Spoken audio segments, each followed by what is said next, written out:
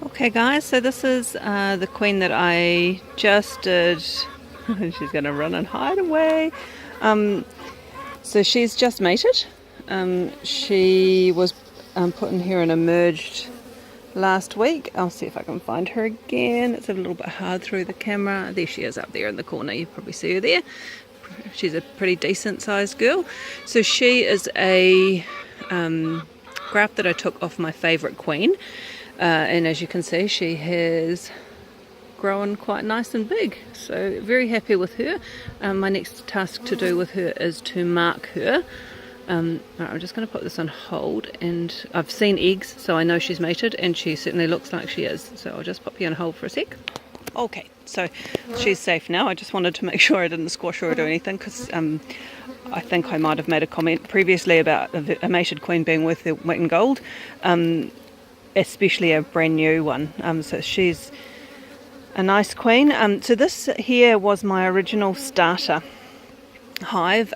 So I did a graft, just did 10 cells left, and then I didn't need any more, so I just popped one of the cells in the starter hive and left it there, and she's emerged and she has mated, and I'm very happy about that. So this is probably slightly an unusual thing to do, but I thought you might be interested. This over here is my original starter from a long time ago, and I've kept it in a single box.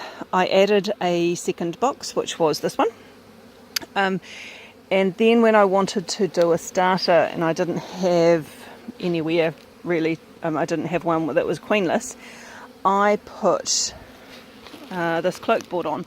So you can see there's a cloake board here, which is closed. I turned that around facing in the opposite direction, so it faces that way. Sorry, you can see my gloves. And then this one faces in the other direction. So when I set this one up as a starter, it had the original hive sitting on top of it, and yeah, but turned in the other direction. So all of the bees. The field bees returned to this box, which was then became the starter box, and I put the graft frame in here. So that's one way of doing a starter box with an original hive. And at any point, if this had gone wrong, or I decided I didn't want to do any more grafts and I didn't want to leave one in here, I could have newspapered on top of this and then just taken the cloake board out, and these bees would have gone would have merged with the original hive, and it just makes life so much easier. So I'm just going to pop you on hold, and I'll pop it together how I had it set up and show you that.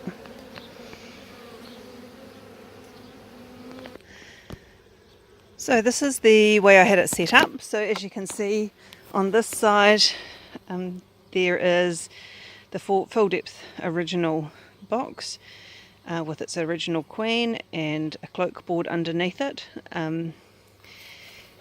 which allows you to set up, I'll do one on cloake boards later, but it allows you to set up a split hive essentially.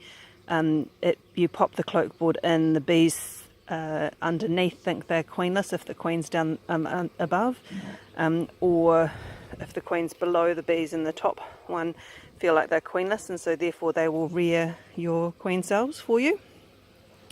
And over this side is the original entrance, so all the field bees came back to here and fed up those queen cells, so got some pretty good queens out of it.